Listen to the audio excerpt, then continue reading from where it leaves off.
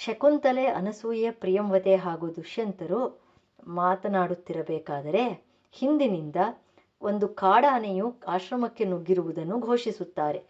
ರಥವನ್ನು ನೋಡಿ ಹೆದರಿದ, ತೀವ್ರವಾದ ಹೊಡೆತದಿಂದ ಮುರಿದು ಮರದ ತೊಂಗಿಯಲ್ಲಿ ಸಿಕ್ಕಿಬಿದ್ದಿರುವ ಒಂದು ದಂತವನ್ನು ಉಳ್ಳಂತಹ, ಕಾಲಿನಿಂದ ಎಳೆದು ತಂದ ಲತೆಗಳೇ ಸುತ್ತಿಕೊಂಡು ಪಾಶವಾಗಿರುವಂತಹ, ನಮ್ಮ ತಪಸ್ಸಿಗೆ ವಿಘ್ನವೇ ಮೂರ್ತಿವೆತ್ತು ಬಂದಂತಿರುವ ಸಾರಂಗಗಳ ಹಿಂಡನ್ನು ಚದುರಿಸುತ್ತಿರುವಂತಹ ಒಂದು ಗಜವು ಧರ್ಮಾರಣ್ಯವನ್ನು ಪ್ರವೇಶಿಸುತ್ತಿದೆ ಎಂದು ಘೋಷಿಸುತ್ತಾರೆ.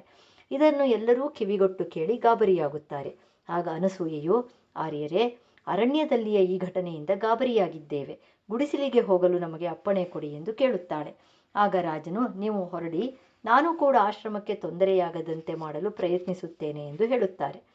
ಆಗ ಸಖಿಯರು ಅತಿಥಿ ಸತ್ಕಾರವನ್ನು ಮಾಡದಿರುವುದರಿಂದ ಮತ್ತೊಮ್ಮೆ ದರ್ಶನ ಕೊಡಬೇಕೆಂದು ತಮ್ಮನ್ನು ಕೇಳಿಕೊಳ್ಳಲು ಸಂಕೋಚವಾಗುತ್ತಿದೆ ಎಂದು ಹೇಳುತ್ತಾರೆ.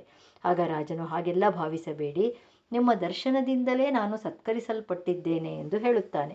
ಆಗ ಶಕುಂತಲೆಯು ರಾಜನ ಕಡೆಗೆ ನೋಡುತ್ತಾ ಸೂಚ್ಯವಾಗಿ ಸ್ವಲ್ಪ ತಡ ಮಾಡುತ್ತಾ ಸಖಿಯರೊಡನೆ ಹೊರಡುತ್ತಾಳೆ.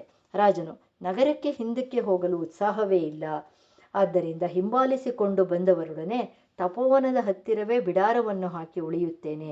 ಶಕುಂತಲೆಯ ವೃತ್ತಾಂತದಿಂದ ಮನಸ್ಸನ್ನು ತಿರುಗಿಸಲು ನನಗೆ ಸಾಧ್ಯವಾಗುತ್ತಿಲ್ಲ ಎಂದು ಯೋಚಿಸಿ ಈ ಕೆಳಕಂಡಂತೆ ಹೇಳಿಕೊಳ್ಳುತ್ತಾನೆ.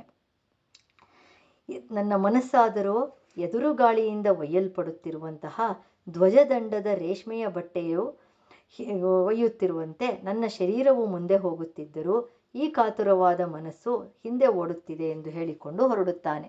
ಇಲ್ಲಿಗೆ ಅಭಿಜ್ಞಾನ ಶಾಕುಂತಲದಲ್ಲಿ ಪ್ರಥಮ ಅಂಕವು ಸಮಾಪ್ತವಾಗುತ್ತದೆ.